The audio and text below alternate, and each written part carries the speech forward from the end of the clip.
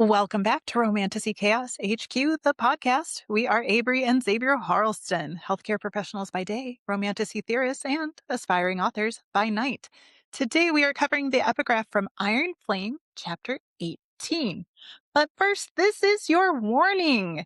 There will be spoilers for the entire Empyrean series. If you have not read all three books, it may be time to turn back. As honorary members of Second Squad, we cuss A lot. and discuss All adult topics and make a fuss. about two-person push-ups. We like a challenge, so we tackle each epigraph without prepping, placing it into the context of the whole series, not just the chapter or book it's tied to. But you don't have to take it cold. So here is our post-recording one-sentence summary of the chapter. Violet and Xaden are in their feels about full disclosure and research habits when they have a strange encounter with Nolan and end up fighting over Violet's trust of Justinian. There are 6 minutes on the clock, and Iron Flame lore more circular than Violet and Xaden's fights about trust and disclosure. So, don't blink, don't scroll, don't let Taryn distract you. We have 360 seconds to blow your minds. And go.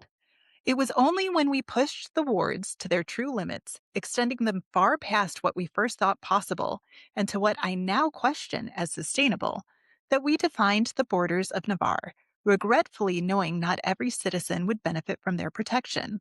The Journey of the First Six, a secondhand account by Sagar Olsen, first curator of the Scribe Quadrant, Basgiath War College. Translated into the common language by Captain Madilyn Calros, 12th Curator of the Scribe Quadrant, Basgiath War College. Translated and redacted for academic consumption by Colonel Phineas Cartland, 27th Curator of the Scribe Quadrant, Basgiath War College. Okay, so much here. But first, we're going to hit on the fact that they extended the wards, which means they were originally just designed to protect the hatching grounds. Yeah. And there were supposed to be more of them to protect all the hatching grounds. They weren't supposed to be stretched out to just protect the people. But I am actually more interested in the revision changes and what version of the truth is this? Yes. What was the original language this was written in? Because 12 curators later is when it was translated into the common language. And another 15 curators after that, it was translated and redacted. Translated from what? The common was it translated from the original account? The original secondhand account? Well, Original secondhand account. Did they go back? Feels like an Did they go back to the one that to the Olsen wrote? yeah, and then translate you would translate Old English into modern vernacular? In which case you are doing more redaction than translation. But this could have originally said the wards were built to protect the hatching ground, and then we figured out we could stretch them and have more people live under them, and you could have redacted that part. But they've got to. Clearly, when they say and beyond what we think is sustainable, what is your motivation for stretching something beyond its sustainability? Because when we in modern times stretch things beyond their sustainability, it's always because Money. people be greedy. Yep.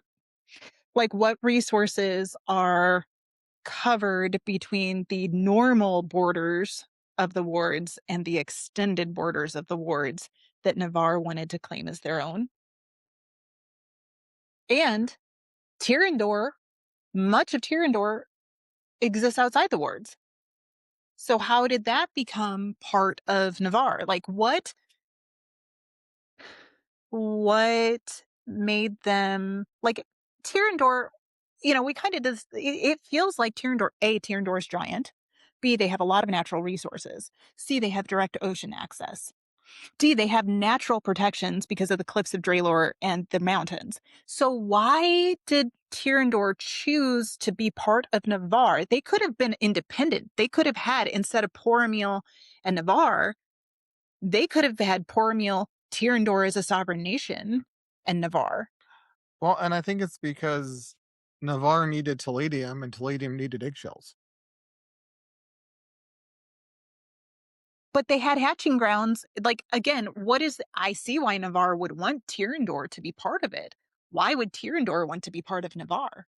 Like, sir, I know why you want to be with me, but why do I want to? Not you. This is not about us. I'm just saying, just like, you know, it's like, yeah, I get why you want to date me, but why do I want to date you?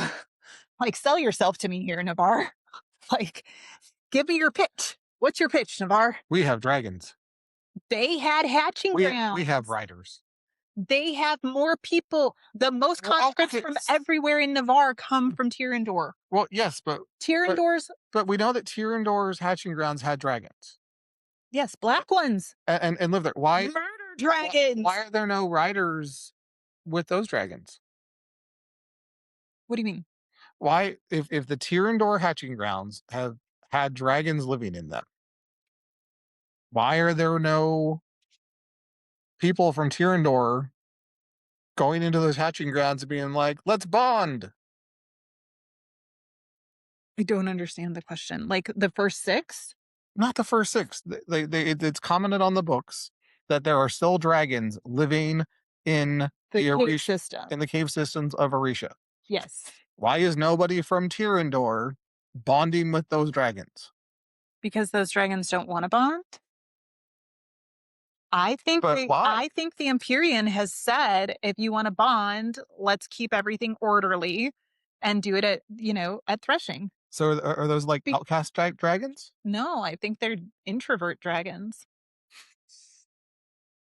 My God, I would totally live in the cave system if I was a dragon. It's because the scribes haven't walked up to them and be like, let's read books together.